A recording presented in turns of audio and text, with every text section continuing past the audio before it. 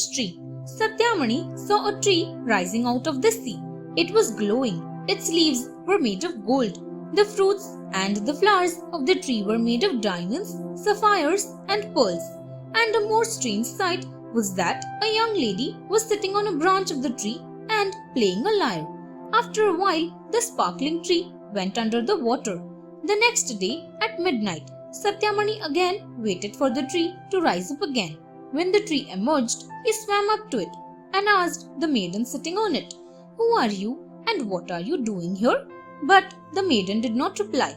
Instead, she dived into the sea, and excited Satyamani cancelled his pilgrimage. He returned to the kingdom and rushed to the king's court to tell him about his unique experience. Satyamani narrated what he saw to the king. The king too became eager to have a look at the tree. The king and the demon. So leaving Satyamani to manage the affairs of the court, the king went to the seashore. As soon as he saw the tree surfacing from the water, he swam up to it. The maiden was sitting on the tree, as usual, and playing a lyre. She said to the king, "Why have you come here?" The king replied, "I am attracted by your beauty." Soon the king and the lady got married. Then she said, "O king, do not be near me on the moonless night." But on the moonless night, the king came there with his sword and watched her. Suddenly, a demon appeared near the jewel tree and embraced the maiden.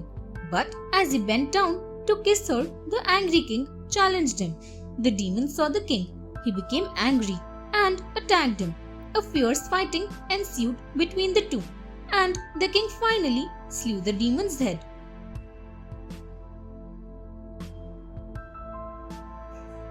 The maiden's curse.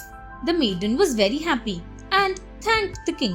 The king asked, "Why did the demon visit you on a moonless night?"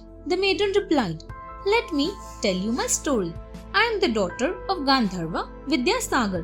He ate food which was cooked and served by me only. Once, while playing, I forgot to serve him.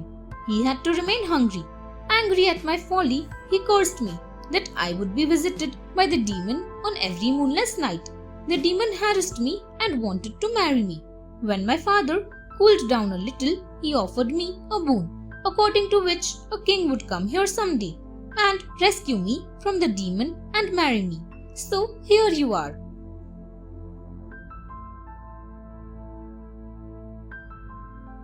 A dejected Satyamani. A happy Veerbhadra arrived in his kingdom along with the maiden. When Satyamani heard that the king had married the maiden, he committed suicide. Betal ended his story and asked, "Tell me, Vikram, why Satyamani committed suicide? Answer in all fairness, or I will break your head into pieces." King Vikramaditya replied, "Satyamani died due to his own fault.